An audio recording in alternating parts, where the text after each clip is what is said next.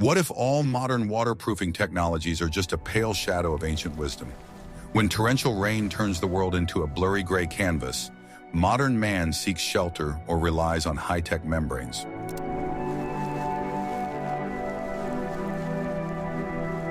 But how did entire peoples thrive for centuries in regions where downpours could last for weeks, with nothing but natural materials at their disposal? They didn't just survive the weather, they learned to use it to stay warm, dry, and most importantly, keep their fires burning. Their solutions were so ingenious that they deserved the closest scrutiny.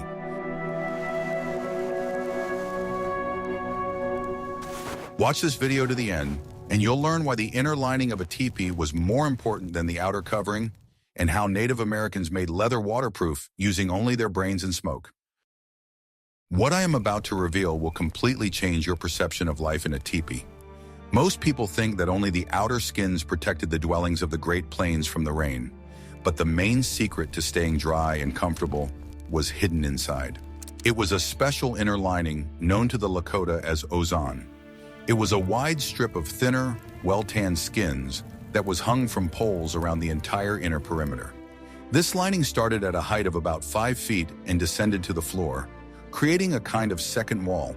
This inner curtain served several important functions, and direct protection from water was not the main one.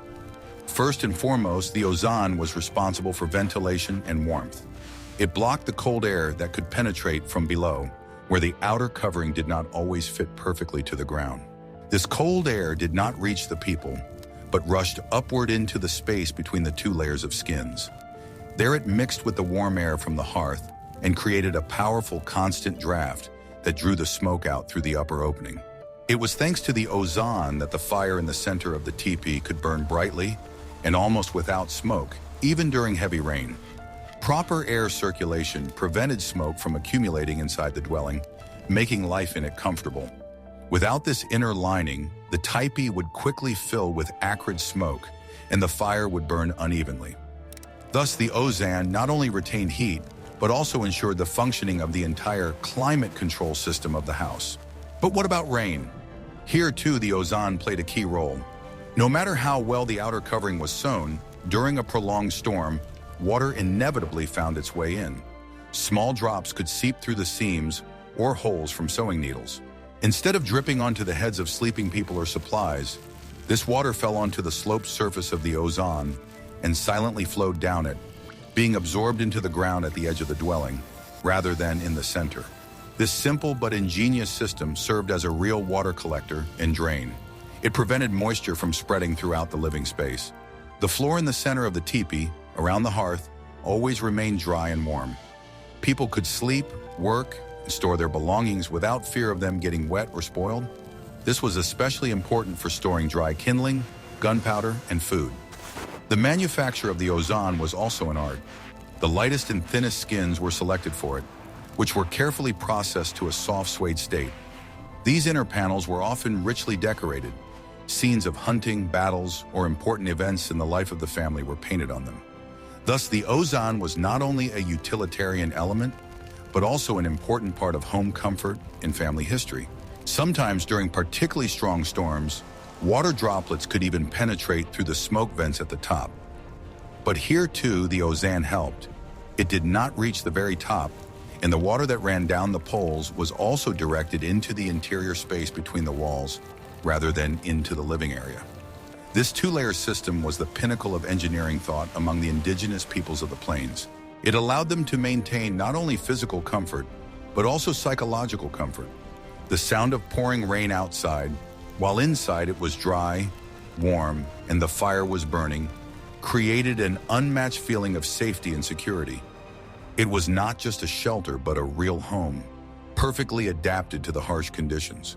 The outer covering of the teepee took the brunt of the elements, but it was the ozan that made life inside possible and even luxurious by survival standards.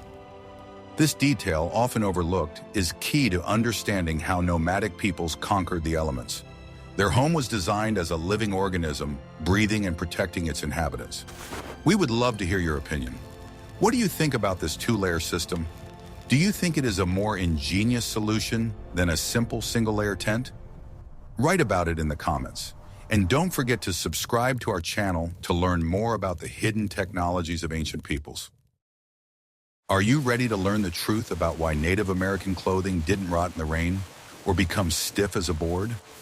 The secret lay not only in the tanning process, but also in a process that today would be called chemical modification. We are talking about smoking. It was smoke that turned soft but vulnerable suede into a durable, elastic, and water-repellent material. The process began with careful tanning. The skin was cleaned of flesh and fat, and then a special compound was used to soften the fibers. Often, a mixture of brain and liver was used for this purpose. These substances contain fats and emulsifiers that penetrate the structure of the skin, making it incredibly soft after drying and stretching.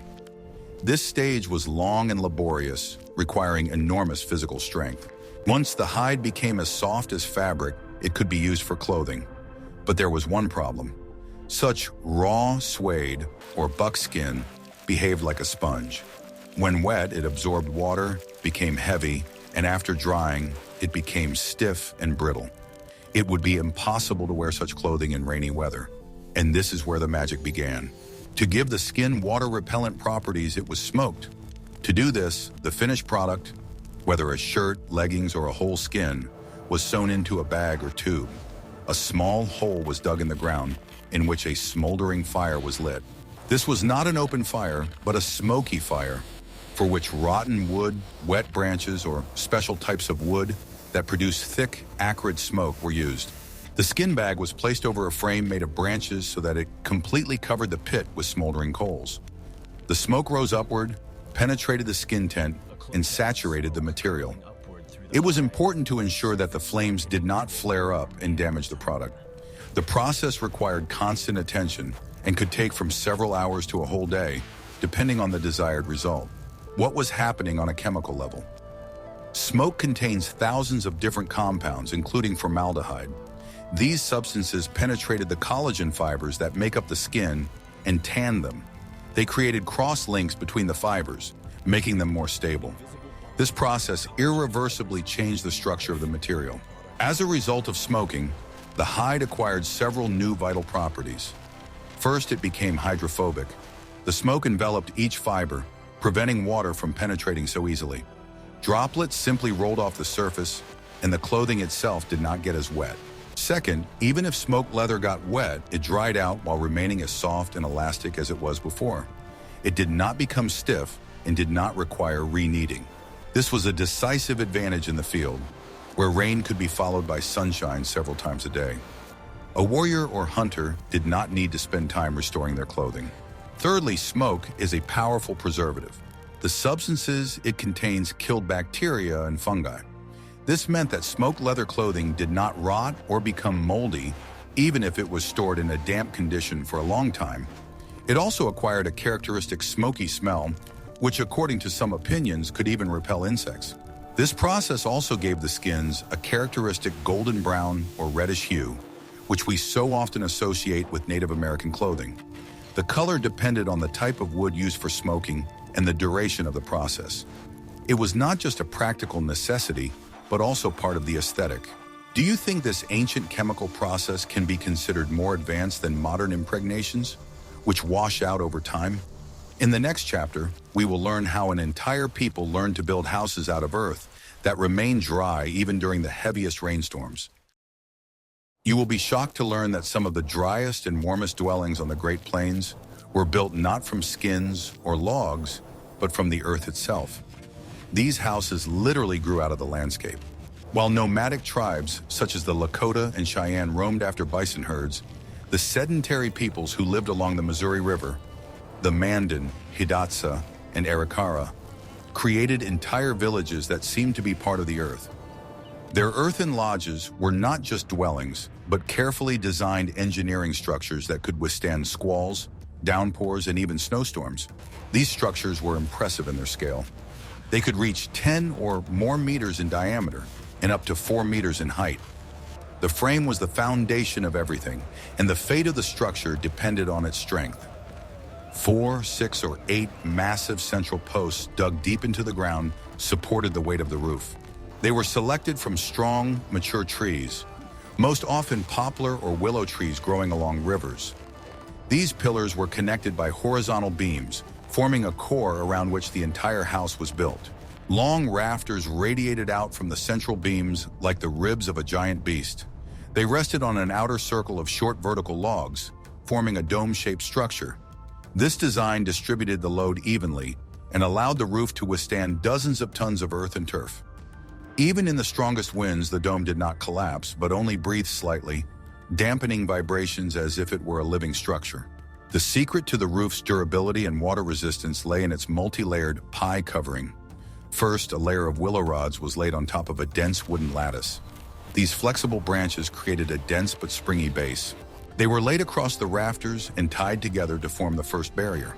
This layer was important not only for strength, it served as an air cushion that retained moisture and improved thermal insulation. Then a thick, tangled layer of long prairie grass was laid on top of the willow lattice. The grass was cut in whole clumps, trying to preserve the roots.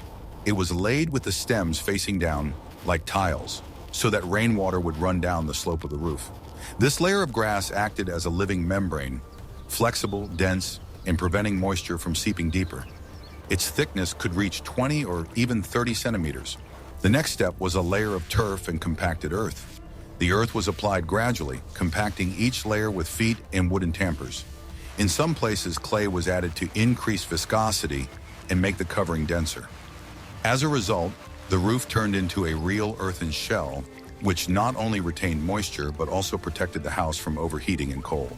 Thanks to its dome-shaped form, water did not stagnate. During rainfall, streams flowed down, forming only temporary furrows on the surface. Even if moisture seeped into the upper layers, it quickly evaporated under the sun. The inhabitants said that their houses breathed, and this was true. Through microscopic pores, the earth released moisture, keeping the interior dry. Even during heavy rains, it remained completely dry inside. The sounds of rain turned into a soft hum, as if someone were beating a drum somewhere in the distance. The hearth in the center of the house continued to burn. Smoke rose to the opening at the top of the dome, and the walls flickered with the reflections of the fire. Such houses were quiet and peaceful, like the womb of the earth. The heat and coolness were distributed surprisingly evenly. In summer, when the sun beat down mercilessly, a thick layer of earth prevented the heat from penetrating inside. The air in the house remained cool, and even at noon it was possible to rest in the shade. In winter, the earthen dome retained every degree of heat from the hearth, turning the room into a warm, protected cave. The entrance to the house was also well thought out. It was a long tunnel that angled out from the dome. This passage was low and narrow to keep the wind out. In essence, it was a natural vestibule that created an air gap between the street and the interior. Even during a blizzard, the snow remained in the corridor, not reaching the main room. Inside the earthen loggia, life was bustling. Along the walls were wide couches covered with bison skins. In the center was the hearth, the heart of the house. The smoke escaped through an opening in the roof, which could be covered with a leather flap in bad weather. Here they cooked food, repaired tools, and taught children. Light penetrated through the door in the smoke hole, creating a soft twilight in which everything seemed warm and alive. Maintaining the roof required constant attention. After heavy rains, the earth could slide down, and it had to be replenished. In the spring, when the snow melted, the owners checked the slopes to make sure the water drained properly.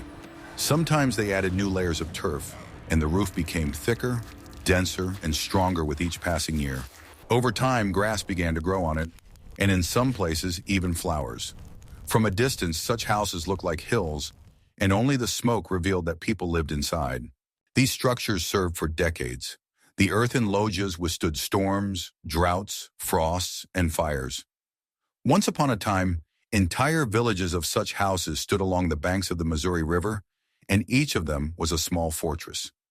Several generations of a family, parents, children, grandchildren, could live in them under one roof, where it remained warm even in the harshest winter. The technology behind these houses was surprisingly rational. The Mandan, Hidatsa, and Iroquois used what nature provided: earth, grass, wood, and their own hands.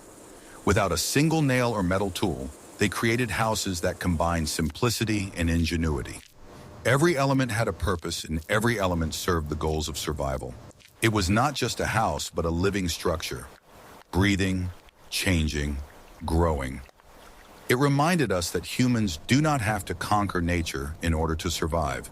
Sometimes it is enough to be part of it. That is why these dwellings have survived for centuries and remain a symbol of harmony and reason. If you found this unique example of ancient architecture interesting, don't forget to like this video. What if I told you that the bark of a single tree served as a home, a boat, and even tableware for the indigenous peoples of the Northeast and Subarctic? We are talking about birch bark, the bark of the paper birch tree. This amazing material was one of the most technologically advanced and versatile in the arsenal of forest dwellers such as the Cree, Ojibwe, and other Algonquin peoples. Its main property was its almost complete waterproofness, a gift from nature itself. The secret of birch bark lies in its multi-layered structure and high content of a substance called betulin. Betulin is a natural wax that gives the bark its characteristic white color and makes it impervious to water. Unlike other types of bark, birch bark was easily removed from the tree in large, flexible layers, especially in early summer when sap flow was most active. Indigenous craftsmen knew how to remove the bark without damaging the tree itself. They made a neat vertical incision and carefully separated the outer layer of bark, leaving the inner cambium intact. This allowed the tree to recover and continue growing. The collected sheets were strong, flexible like leather, and did not rot for decades. The most famous use of birch bark was, of course, in the construction of canoes. The frame of the boat was made of light and durable wood such as cedar. Large sheets of birch bark were then sewn onto it, arranging them so that the seams were minimal. It was precision work that required incredible accuracy. The most difficult part was making the seams waterproof. To do this, they used spruce roots, which were split into thin, strong threads. These threads were used to literally sew the sheets of bark together. But even the tightest seam would let water through if it weren't for the final stage. All seams, both above and below water, were carefully coated with a special resin. It was boiled from spruce resin, mixed with fat and sometimes with crushed charcoal for viscosity. This resin became hard but elastic when it solidified. It tightly sealed all holes and cracks, creating a monolithic and completely waterproof hull. Such a canoe was incredibly light. One person could carry it on their shoulders, and at the same time, it was capable of carrying heavy loads. In the rain, it did not absorb water and did not become heavier. The same principle was used in the construction of dwellings known as wigwams or wigwams. Mats made of birch bark were laid on a dome-shaped or conical frame made of flexible poles. These mats, like roof tiles, were laid on top of each other, starting from the bottom, so that the top sheet covered the seam of the bottom one. Water simply rolled off this smooth, waxed surface, with no chance of penetrating inside. The smoke hole in the roof also often had a special birch bark valve that could be turned or covered during heavy rain, leaving only a small gap for smoke to escape. The inside of such a dwelling was always dry. Birch bark also served as an excellent insulator, keeping it warm in winter and cool in summer. Birch bark was even used to store supplies. It was used to make boxes, buckets, and containers. These makuks could be used to store dry foods, maple sugar, or even water. They were so good at retaining moisture. They were lightweight, durable, and did not impart any foreign odors to the food. The technology of using birch bark is an example of how a deep knowledge of a single material can provide for almost all everyday needs. The peoples of the forest zone did not just live in the forest, they lived thanks to the forest, turning its gifts into perfect tools for survival. Which of these two materials, smoked hide or birch bark, do you think was more effective for protection from rain?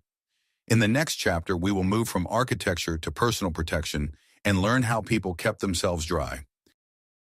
When a rainstorm caught a hunter or warrior far from camp, architectural solutions no longer mattered. Personal protective equipment came into play. Contrary to popular belief, Native Americans did not walk around half-naked in all weather conditions. They had sophisticated and effective ways to keep their bodies warm and dry, based on the same principles, the right materials and a deep understanding of physics. The basis of protection in cold and wet weather was a cape or robe. On the Great Plains, it was most often made from a single, beautifully tanned hide. These robes were heavy and warm. If rain was expected, a person would wear it with the fur inside and the smooth, smoked side of the skin outside. As we already know from Chapter 2, smoked leather had excellent water-repellent properties. Drops simply rolled off it without being absorbed. In forest and northeastern regions, where there was more rain than snow, other solutions existed. Coastal peoples, for example, made raincoats woven from processed cedar bark fibers. These fibers naturally contained oils, and when tightly woven, created a barrier similar to a miniature modern thatch roof. Water ran down the vertical fibers without penetrating inside. However, the simplest and most universal remedy available to everyone was animal fat. Before going on a long hike or in anticipation of bad weather, people rubbed a thick layer of fat on exposed areas of their bodies and even their hair. This created a thin but effective waterproof film on the skin. Water simply collected in droplets and rolled off without cooling the body. This method may seem primitive, but it was incredibly effective. The fat not only protected against water, but also served as an additional layer of insulation, retaining body heat. In addition, it protected the skin from chapping and cracking in the cold. This technique was used not only in America, but also by many other peoples living in harsh climates. Special attention was paid to protecting the seams on clothing and footwear. The seams were the most vulnerable spot. To make them waterproof, they were also carefully impregnated with a mixture of fat and wax or resin. This thick ointment clogged the needle holes and prevented water from seeping inside. As for footwear, the concept of waterproof moccasins was difficult to achieve. Moccasins made of soft leather, designed for dry weather, would get wet instantly. Therefore, other designs existed for wet grass or rain. Sometimes they were made of stiffer, untanned leather, which held its shape better and absorbed less moisture. But more often than not, Native Americans adhered to a different principle. If the shoes got wet anyway, they had to dry very quickly. Soft suede moccasins, even when wet, did not rub the foot as much as modern wet shoes. And during a break, they could be dried by the fire in a matter of minutes, simply by turning them inside out. For extra warmth and moisture absorption, moccasins were stuffed with dry grass or moss. Sphagnum moss, which is often found in swamps, not only has incredible hygroscopicity, absorbing 20 times its weight in moisture, but also has antiseptic properties. It was the perfect footwear that kept feet relatively dry and prevented odors and infections. Thus, personal protection from rain was comprehensive. It included outerwear made of water-repellent materials, treated seams, the use of fat as a personal wetsuit, and breathable footwear that was designed to dry quickly rather than be completely waterproof. This approach was pragmatic and ideal for an active lifestyle. Guess what secret allowed nomadic peoples to keep their supplies, gunpowder and dry kindling, completely dry, even when crossing rivers or caught in days of rain? The answer lies not in clothing or shelter, but in a special container. This parfleche is one of the most underrated but vital items of everyday life on the Great Plains. Its design was ingenious in its simplicity. The term parflame comes from the French parer une flèche, which means to deflect an arrow. It was given this name by French trappers who were impressed by the durability of this material. Parflame was made not from soft tan leather, but from rawhide. This was a hide from which all the fur and fat had been carefully scraped off, but which had not been tanned or smoked. The manufacturing process was simple but required strength. The wet, clean skin was stretched on the ground with pegs and left to dry in the sun. As it dried, the collagen fibers contracted, and the skin turned into an incredibly hard, stiff, and durable material, similar to modern plastic or plywood. It could actually stop an arrow shot from a weak bow. Large rectangular pieces were cut from this board-like skin. They were then folded into an envelope shape. Parflame had no seams. It was simply folded along specific lines and tied with leather straps.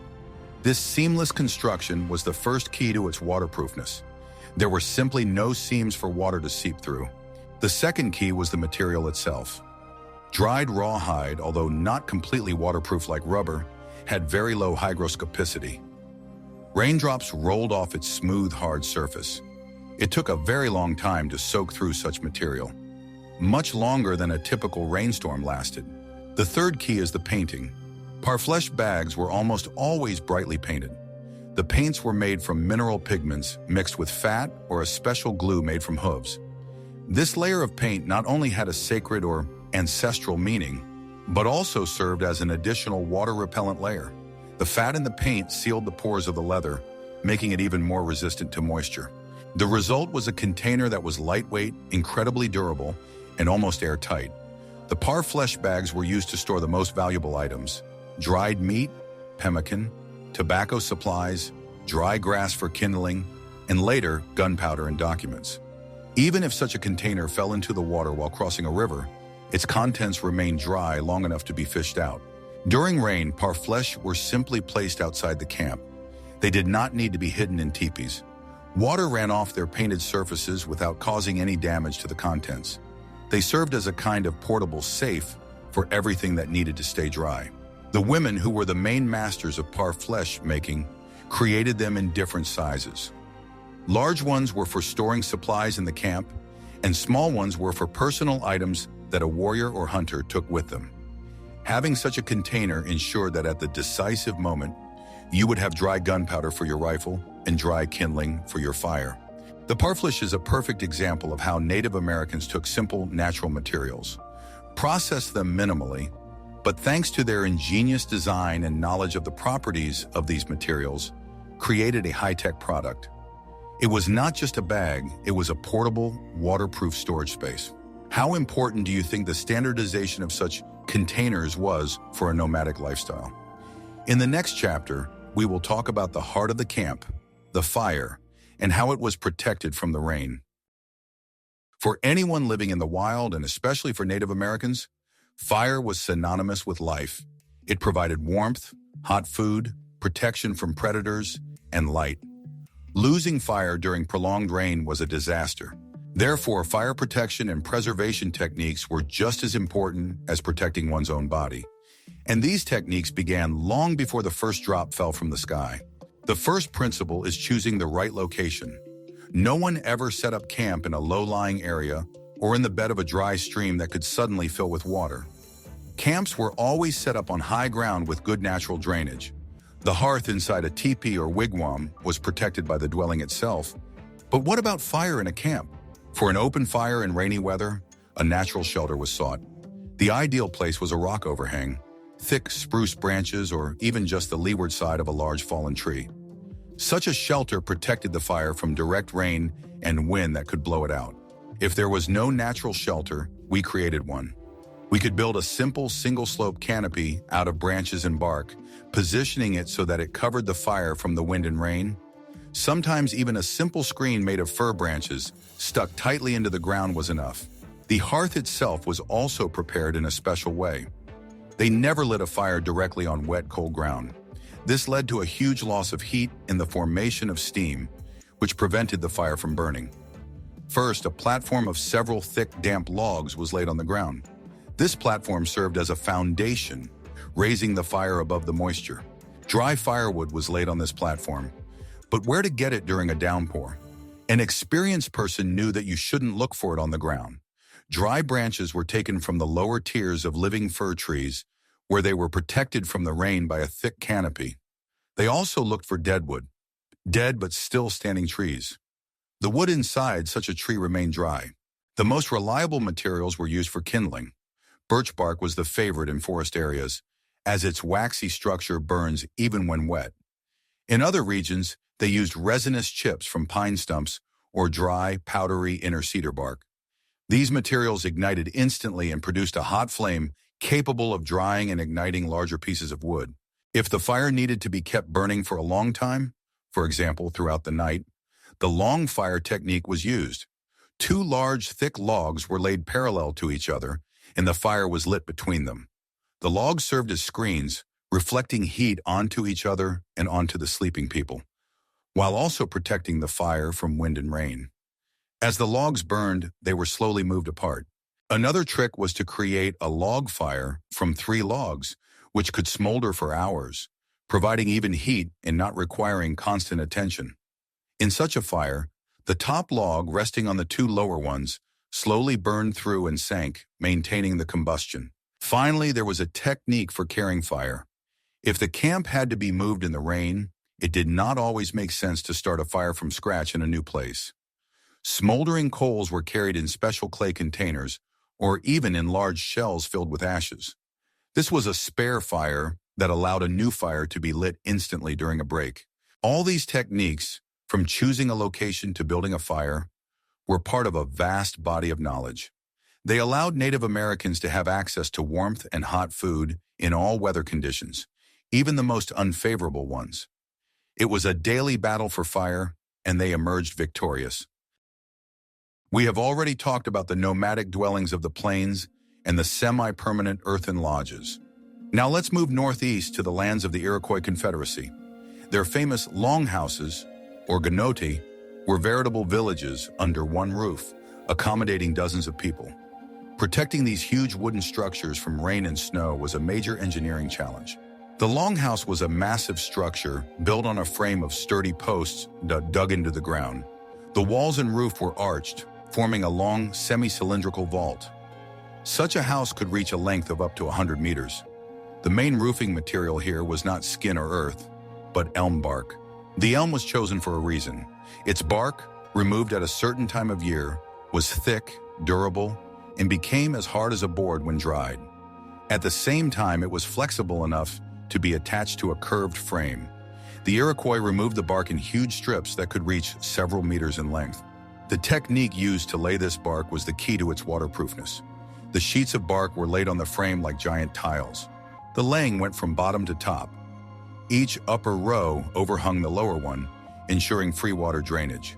Water falling on the roof simply rolled down from one slate sheet to another, unable to penetrate the joint. The sheets were also laid with an overlap in the longitudinal direction. This created a multi-layered covering that was virtually impossible to penetrate, even during the heaviest downpour. Over time, the bark dried out and warped slightly, making the joints even tighter and more impervious. These bark sheets were fastened using a system of external and internal poles. Thin poles were laid on top of the bark sheets on the outside and tied securely to the main frame of the house. This external lattice work pressed down on the bark, preventing the wind from tearing it off, and served as additional stiffeners. The roof of a longhouse was quite steep, which helped water and snow run off quickly. This was critically important in the harsh winters of the Northeast. A huge mass of snow could have crushed a flatter roof, but the arch shape and steep slopes prevented it from accumulating. Along the entire ridge of the roof, along its central axis, there was a row of smoke holes, one for each family hearth inside the house. These holes were a vulnerable spot during rain, but here too the Iroquois found a solution. Each vent was equipped with a movable cover made of the same bark. Using a long pole from inside the house, this cover could be slid to almost completely close the vent during a downpour, or turned to protect the hearth from the wind. The walls of the longhouse were also covered with elm bark, often in 2 layers, which provided excellent protection from wind and driving rain.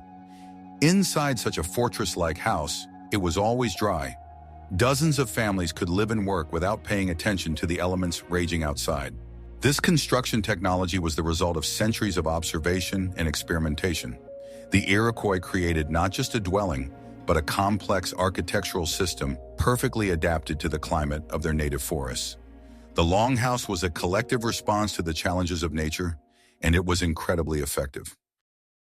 Even with a waterproof dwelling and dry clothes, a person was in a desperate situation if they could not light a fire.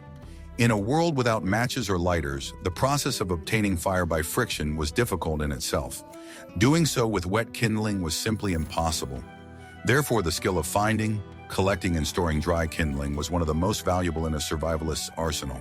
An experienced person never waited for rain to start before stocking up on kindling. They always carried a smoldering kit with them. This could be a bundle of dry moss or fluffed inner bark that had already been charred once. Such charred material, like a wick, would ignite from the slightest spark from flint and steel or a fire starter. This precious kindling kit was kept in the driest and most protected place. It was carried in a small smoked leather pouch or in the parflache we mentioned earlier. Sometimes it was worn around the neck, under clothing, so that the warmth of the body would keep it dry. Losing this kit meant being left without fire. But what if the kit ran out or got wet? You had to find dry kindling in the thoroughly wet forest. A novice would look down and see only wet leaves and rotten branches, but a master knew to look up. The driest kindling hung in the air. One such material was lichen, known as old man's beard. These gray-green tufts hanging from branches get wet on the surface but remain dry inside. In addition, they are very loose and dry quickly when shaken. It was one of the best kindling materials in the forest. Another source was birch bark. As we already know, it is waterproof. Even from a thoroughly wet, fallen birch log, it was possible to cut strips of bark. The oils and waxes it contained made it as combustible as paper soaked in paraffin. It ignited instantly, even when damp to the touch. If there were no birch trees, they looked for conifers. Resin often accumulated in the cracks of pine or spruce bark. These resin pockets, or drippings, were pure, concentrated fuel. A piece of such resin added to any kindling produced a hot, hissing flame capable of igniting damp branches. If there was no resin, they looked for dry branches on the lower tiers of dense spruce trees. Their crowns, like umbrellas, protected the lower dead branches from the rain. They were dry and brittle. This was the perfect fuel to catch the first spark. Finally, if everything around was completely wet, a knife was used. They found a fallen but not rotten tree. The upper, wet layer of wood was planed off. The wood in the core of the trunk almost always remained dry. From this dry core, they used a knife to make thin, feather-like shavings, so-called feather sticks. These shavings ignited as easily as paper. This skill, seeing dry and wet, was not just a trick. It was fundamental knowledge that separated life from death. It required observation, patience, and a deep understanding of the forest. The last trick we'll talk about isn't an item or a technique, but pure knowledge. It's the wisdom of choosing a campsite. An experienced nomad or hunter could predict water problems before they even started. Choosing the right place to spend the night was the first and most important step in staying dry during rain. The first rule was ironclad: never set up camp in a low-lying area. Places that looked attractive and flat often turned out to be natural catchments.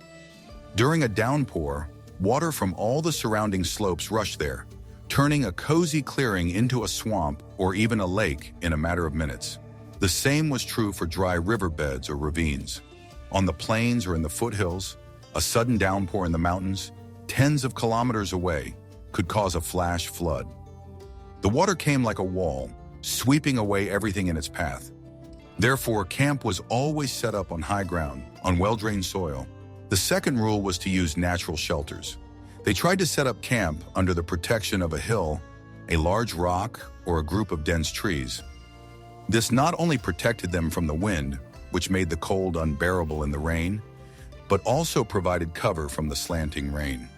Trees with dense crowns, especially conifers, could hold the rain for quite a long time before they began to let water through. The third rule was the orientation of the dwelling. The entrance to a Teepee or wigwam was never placed on the windward side. It was always located on the leeward side or, if there was no wind, on the east side, so that the first rays of the morning sun would help dry the entrance. This simple rule prevented the wind and rain from blowing directly into the house. The fourth rule is preparing the ground. Even in an ideal location, preparatory work was carried out before building a dwelling or setting up camp. If heavy rain was expected, a shallow drainage ditch could be dug around the teepee or sleeping area. This trench, only a few centimeters deep, intercepted the water that flowed down the ground and diverted it away from the living area. It was a simple but incredibly effective way to keep the floor of the dwelling dry. The water flowed along a man-made channel, bypassing the camp. Preparation was even more important for sleeping outdoors. First, all stones and branches were removed from the ground. Then a thick mattress of spruce branches was laid on the ground. This layer not only provided softness and insulation from the cold ground, but also raised the sleeper, preventing them from lying in a puddle if water did seep through. Fir skins were laid on top of the pine needles, fur side up. The fur created an air layer and prevented moisture from below from reaching the body. Only on top of this multi-layered bed did a person lie down to sleep, wrapped in their waterproof cloak. This knowledge was an unwritten law of survival. It was passed down from generation to generation and refined to perfection. It demonstrates that harmony with nature is not only about contemplating it, but also about a deep, practical understanding of its mechanics. We have looked at just a few of the many ingenious techniques that Native Americans used to protect themselves from the elements. From the two-layer construction of the Tipi and the chemical magic of smoking hides, to multi-layered earthen roofs and waterproof containers made from rawhide. Each of these solutions was not just a trick, but the result of centuries of experience, observation, and a deep understanding of materials. What other topics related to the life and culture of the indigenous peoples of North America would you like to see on our channel? Perhaps you are interested in their hunting methods, cooking techniques, or social structure? Share your ideas in the comments. And don't forget to subscribe to our channel so you don't miss out on new insights into the amazing world of ancient technologies and forgotten wisdom.